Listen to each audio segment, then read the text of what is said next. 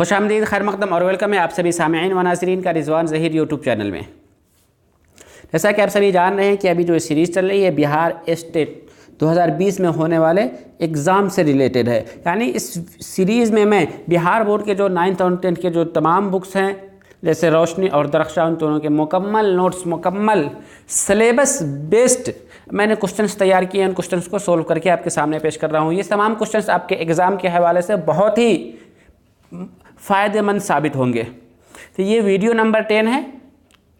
इससे पहले मैं 10 वीडियो बना चुका हूँ क्योंकि चैप्टर वाइज चल रहा है। तो इस वीडियो में हम बात करने वाले हैं मगरिबी इंशाइया के बारे में। तो चलिए बिला ताख़ीर शुरू करते हैं कि मगरिबी इंशाइया के बारे में क्या क्वेश्चन हो सकते हैं। सबसे पहला क्वेश्चन है, सबसे पहला सवाल है, मगरिबी इंशाइया का मुतरजिम कौन है? यानी मगरिबी इंशाइया जो है उसका ट्रांसलेटर, उसे लिखने वाले कौन है? Option A Lallu Lal ji, B Indrajit, और ऑप्शन डी इंद्रलाल जीत, और ऑप्शन डी इंद्रजीत लाल। तो इस सवाल का सही जवाब है ऑप्शन डी इंद्रजीत लाल। अगले सवाल की तरफ बढ़ते हैं। लफ्ज़ एस्से किस ज़बान से अंग्रेज़ी ज़बान में आया? एस्से के मतलब मज़मून के होता है। तो पूछा जा रहा है कि इससे अंग्रेज़ी ज़बान का लफ्ज़ है जो कि कौन से ज़बान से अंग्रेज़ी में आया हुआ है, उसका सोर्स क्या, ओरिजिन क्या है? ऑप्शन ए लैटिन, बी फ्रांसीसी, सी जर्मनी और डी इब्रानी। तो इस सवाल का सही जवाब है ऑप्शन 2 फ्रांसीसी, फ्रेंच लैंग्वेज से। अगले सवाल की तरफ बढ़ते हैं। किस सदी में फ़न अदब इंशाइया की दाग़ बेल डाली गई? यानी इंशाइया की शुरुआत कौन सी सदी में लिखने की हुई? ऑप्शन ए 15वीं सदी, बी 16वीं सदी, सी 17वीं सदी और डी 18वीं सदी। तो इस सवाल का सही जवाब है 16वीं सदी। अगले सवाल की तरफ बढ़ते हैं। हमारा अगला सवाल है, कौन फ्रांसीसी अदीब ने इंशाइया की दाग़ बेल डाली थी? इससे पहले पूछा गया था कि किस सदी में पड़ी थी, और यहाँ पूछा जा रहा है कि किसने इंशाइया लिखने की शुरुआत की। Option A Michael C Montaigne, B Michael D Montaigne, और सी माइकल एस माउंटेन, और डी माइकल माउंटेन डी। तो इस सवाल का सही जवाब है माइकल डी माउंटेन। अगले सवाल की तरफ बढ़ते हैं। हमारा अगला सवाल है, माउंटेन का कौल मैंने इंशाइयों में अपने आप को मुनाकिस किया है का क्या मतलब होता है? यानी माउंटेन ने अपना एक कौल बताया है, यानी कि स्टेटमेंट दिया है कि इंशाइयों में अपने आप को मुनाकिस किया। इसका क्या मतलब होता है? जो देखा बयान कर दिया, कुदरत के मज़ाहिर को बयान किया, अपनी ज़ात को अपने इंशाइयों में दिखाया है, या फिर अपने इंशाइयों में मज़दूरों की बात की है। तो इस सवाल का सही जवाब है ऑप्शन 3, यानी अपनी ज़ात को अपने इंशाइयों में दिखाया है। किसने? माउंटेन ने। अगला सवाल है, फ्रांसीसी इंशाइयों का अंग्रेज़ी में किसने तर्जमा किया? यानी फ्रेंच लैंग्वेज में जो इंशाइया लिखे गए थे उसका अंग्रेज़ी में तर्जमा किसने की? Option A Montaigne, B Bacon, C John Florio और डी जेम्स। यहाँ थोड़ा लिखने में, टाइपिंग में गड़बड़ हो गया है, जेम्स लिखा हुआ है, इसको पढ़ेंगे हम जेम्स। तो इस सवाल का सही जवाब है ऑप्शन सी जॉन फ्लोरियो। अगले सवाल की तरफ बढ़ते हैं। हमारा अगला सवाल है, बैकन ने अंग्रेज़ी ज़बान में कितने और कब इंशाइया का तर्जमा किया? क्वेश्चन को बहुत समझना पड़ता है क्योंकि इम्तिहान में कई बार ऐसे क्वेश्चन आते हैं जो सिर्फ हमारे समझने की वजह से या जल्दबाजी करने की वजह से क्वेश्चन छोड़ देते हैं, उस क्वेश्चन को गलत कर देते हैं। तो यहाँ जो क्वेश्चन लिखा हुआ है कि बैकन ने अंग्रेज़ी ज़बान में कितने और कब, दो चीज़, कितने के तर्जमा किए और कब किए? ऑप्शन देखते हैं। ऑप्शन ए 58 16वीं सदी, ऑप्शन बी 58 17वीं सदी, ऑप्शन सी 57 16वीं सदी, और ऑप्शन डी 57 17वीं सदी। तो इस सवाल का सही जवाब है ऑप्शन 2 58 17वीं सदी। अगले सवाल की तरफ बढ़ते हैं। हमारा अगला सवाल है, इंशाइया ऐसी मुख्तसर तहरीर है जिसमें बग़ैर किसी तजस्सुस और खोज के किसी हकीकत का इजहार हो जाए। यह किसका कौल है? यानी किसने कहा है कि इंशाइया ऐसी मुख्तसर तहरीर है जिसमें बग़ैर किसी तजस्सुस और खोज के किसी हकीकत का इजहार हो जाए? ऑप्शन देखते हैं। Option A Montaigne, B Bacon, C John Florio और डी जेम्स। तो इस सवाल का सही जवाब है ऑप्शन 2 बैकन। अगले सवाल की तरफ बढ़ते हैं। हमारा अगला सवाल है, इंशाइया ऑफ स्टडीज़ किसकी है?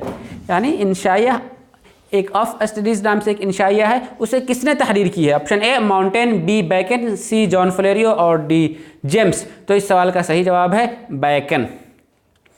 अगला सवाल है, टॉम्स और ऑरोबरी का मुआसरा इंशाइया निगार कौन है? Option A Montaigne, B Bacon, C John Earle और डी जेम्स। तो इस सवाल का सही जवाब है जॉन अर्ल। अब इस सीरीज की हम अगले सवाल की तरफ बढ़ते हैं। इस सवाल में पूछा जा रहा है कि जॉन अर्ल का इंशाइया माइक्रो और कॉस्मोग्राफी किस किस्म का इंशाइया है? यानी जॉन अर्ल ने एक इंशाइया लिखा था माइक्रो और कॉस्मोग्राफी, और किस किस्म का है? ऑप्शन ए संजीदा, बी अदबी, सी तंज़ो मज़ाह का और डी तनकीदी। तो इस सवाल का सही जवाब है तंज़ो मज़ाह का। माइक्रो और कॉस्मोग्राफी इंशाइया तंज़ो मज़ाह की किस्म से है। अगला सवाल है रिसाले द टेटलर का ताल्लुक़ किससे है? रिसाला निकलता था द टेटलर नाम से, उसका ताल्लुक़ किससे है? John Earle, Montaigne, sir Richard Steele और बेकन। तो इस सवाल का सही जवाब है ऑप्शन 3 सर रिचर्ड स्टील। अगले सवाल की तरफ बढ़ते हैं। हमारा अगला सवाल है कौन अखलाक़ी औसाफ और इंसानी औसाफ को इंसान की सरिश्त में दाखिल करना चाहता है? ऑप्शन देखते हैं। Option A sir Richard Steele, B Bacon, C John Earle और डी मॉन्टेन। तो इस सवाल का सही जवाब है option A sir Richard Steele ही अखलाक़ी औसाफ और इंसानी सिफ़ात को इंसान के सरिश्त में दाखिल करना चाहता है। अगला सवाल है 18वीं सदी के इंशाइया निगारों में मुमताज़ नाम किसका है? 18वीं सदी के जो सबसे मशहूर और मारूफ इंशाइया निगार थे उनमें कुछ मुमताज़ नाम कौन से हैं? Option A John Earle, B Alfred Smith, C Samuel और डी सर रिचर्ड स्टील। तो इस सवाल का सही जवाब होगा ऑप्शन 2 एल्फ्रेड स्मिथ ही 18वीं सदी के मुमताज़ इंशाइया निगारों में से है। अगले सवाल की तरफ बढ़ते हैं। हमारा अगला सवाल है सैमुअल जेम्स के इंशाइयों में किसका बड़ा दखल है? सैमुअल जेम्स ने जिन किस्म के इंशाइयों लिखे उनमें किसका बड़ा दखल है? मज़ाह का, तंज़ का, तकल्लुफ़ का या हक़ गोई का? तो इस सवाल का सही जवाब है तकल्लुफ़ का। अगले सवाल की तरफ बढ़ते हैं। मुंदरजा झैल में से कौन सा इंशाइया सैमुअल जेम्स का है? Option A of marriage, B of usury, C अच्छा मज़ाह, डी अरहर का खेत। तो इस सवाल का सही जवाब है अच्छा मज़ाह। यानी सैमुअल जेम्स की मज़ाहिया ही अच्छा मज़ाह के नाम से है। अगले सवाल की तरफ बढ़ते हैं। किसको अंग्रेज़ी इंशाइयों का शहज़ादा कहा जाता है? अंग्रेज़ी इंशाइयों का शहज़ादा किसे कहा जाता है?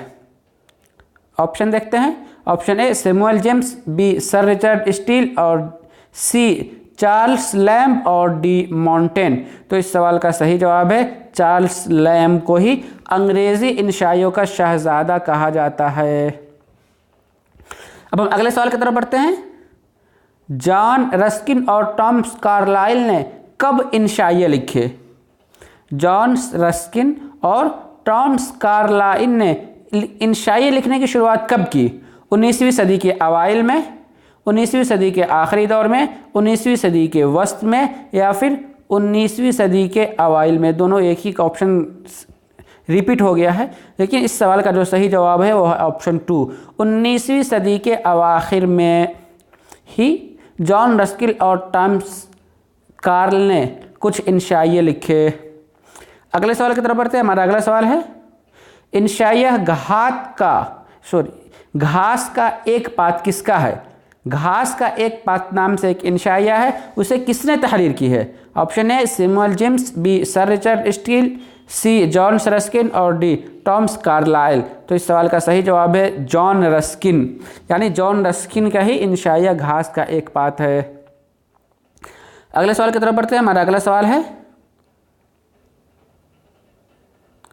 शायरी जज्बात का इजहार नहीं बल्कि जज्बात से फरार है। यह शख्सियत का इजहार भी नहीं बल्कि शख्सियत से फरार है। टी.एस. एल्ट ने इबारत अपने किस इंशाइये में ज़िक्र किया है? यानी ऊपर जो तहरीर या इबारत दर्ज की हुई है, जिसे हम एक बार फिर से पढ़ते हैं। शायरी जज्बात का इजहार नहीं बल्कि जज्बात से फ़रार है। यह शख्सियत का इजहार भी नहीं बल्कि शख्सियत से फ़रार है। इसे टॉल्स एट ने अपने कौन से इंशाइयों में जिक्र किया? ऑप्शन ए तनकीद की हदूद, बी तज्जिया और तनकीद, सी मजहब और अदब, और डी रवायत और अफरादी मलका। तो इस सवाल का सही जवाब है ऑप्शन डी, सबसे लास्ट वाला, रवायत और इनफरादी मलका में ही उन्होंने इस कोटेशन का या इस सेंटेंस का इस्तेमाल किया है। तो चलिए इस वीडियो में बस इतना ही। उम्मीद करता हूँ कि वीडियो आपके लिए मुफीद हो, आपको काम आए। मिलते हैं फिर अगली वीडियो में, जो कि हमारा टॉपिक होगा सफ़रनामा। तब तक के लिए दीजिए हमें इजाज़त। शुक्रिया, अल्लाह हाफिज़।